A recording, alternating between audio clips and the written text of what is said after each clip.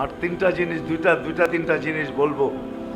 যদি আসলেই আপনি প্রস্তুতি নিতে চান তাহলে হক্কানি আলেমদের কাছে জিজ্ঞাসা করেন, আল্লাহওয়ালাদের সাথে তাআল্লুক জোড়েন, হক্কানি আলেমদের সাথে তাআল্লুক জোড়েন।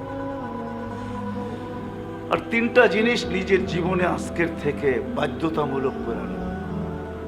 সময় আমার কাছে কম, নাইলে দেখাইতাম আপনাদেরকে। কিছু জিনিস ভিতর থেকে বাহির করতে হবে, কিছু জিনিস ভিতরে ঢুকাইতে হবে। একটারে আরবিতে তাখলিয়া বলে, খালি করা, একটা হলো তাহলিয়া মানে হুলুল, ভিতরে ঢুকাইতে হবে। ওটা খোলার সময় আমার কাছে নাই, কি বাহির করতে হবে, কি ঢুকাইতে হবে। কমসে কম এতটুক করি আজকের থেকে সবাই, তিনটা জিনিসকে লাজেমি বানায়।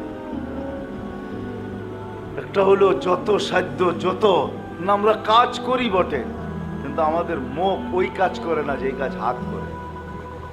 মুখটা খালিই থাকে সব সময়। হ্যাঁ, এই জন্য মুখের কাজ তিনটা। কাসরতে ইস্তেগফার, যত দুরূদ ইস্তেগফার পড়া যায়, যত ইস্তেগফার।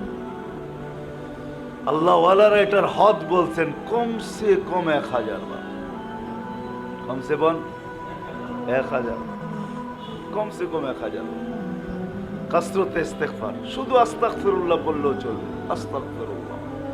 আরবি পারি না, বাংলায় বলি আল্লাহ মাফ করা দেন, আল্লাহ মাফ করা দেন, আল্লাহ মাফ করা দেন, আল্লাহ মাফ করা দেন, আল্লাহ মাফ করা দেন। 1000 বার বলি আল্লাহ মাফ করা দেন।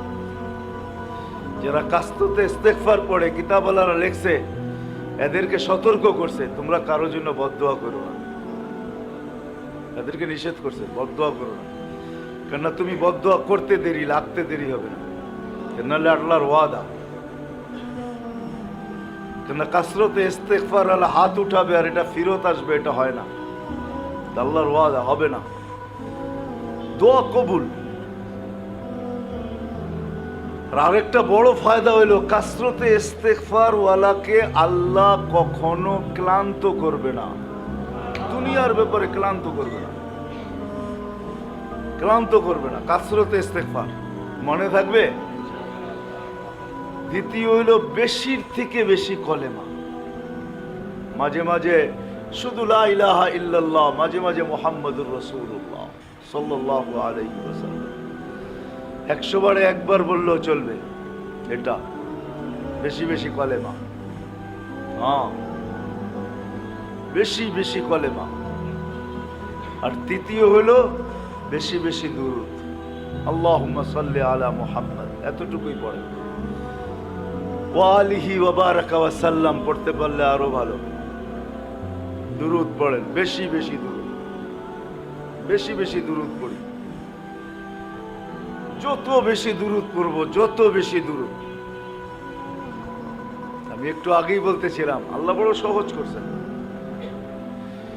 সহজ সহজ সহজ সহজ সহজ না করলে আল্লাহ আমাদের দিলের জ্বালা বুঝাইতেন না। আপনার একটা উদাহরণ দিয়া বুঝাই, কি সবাই কি হজমরার সমর্থ রাখে? হ্যাঁ, দিলে জ্বালা আছে না নাই? হ্যাঁ, জ্বালা বোঝেন কি? মক্কা মদিনা যাওয়ার জ্বালা, ঠিক না? হজমরার জ্বালা আছে না ভিতরে, কিন্তু মাল তো নাই। হ্যাঁ, কি এই জন্য কবি বানাই ফেলছেন কবিতা, আল্লাহ বাংলাদেশে গরিব কেন বানাইলা, মক্কা মদিনা দূর কেন করলা। যদি এটা উর্দুতে আর কি, আমি বাংলা তর্জমা করলাম, ইয়া ইলাহি মুঝে গরিব করনা क्यों है, বাংলা সে মুলকে মদিনা দূর করনা क्यों है। অভিযোগ করতেছে, আল্লাহ আমারে গরিব কেন বানাইলা? গরিব না বানাইতা, মক্কা মদিনা কাছে কইরা দিতা তো পায়ে হেঁটে যেতাম। এটা তো বানাইছ, রাখছো বহুত দূরে, এটা কেন করলা? তাহলে কেমন জ্বালা ভিতরে, নাহলে কবিতা লিখবে তো লিখবে কেন? কবির বুকের জ্বালাই কিন্তু কবিতা হইয়া বেড়ায়, ঠিক না?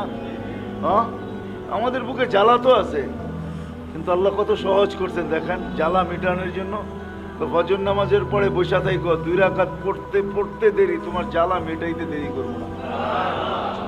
জ্বালা কি মিটাবেন? হজমরার সওয়াব দিমু। হজমরার দিবে না? দিবে না, সত্য তো। হ্যাঁ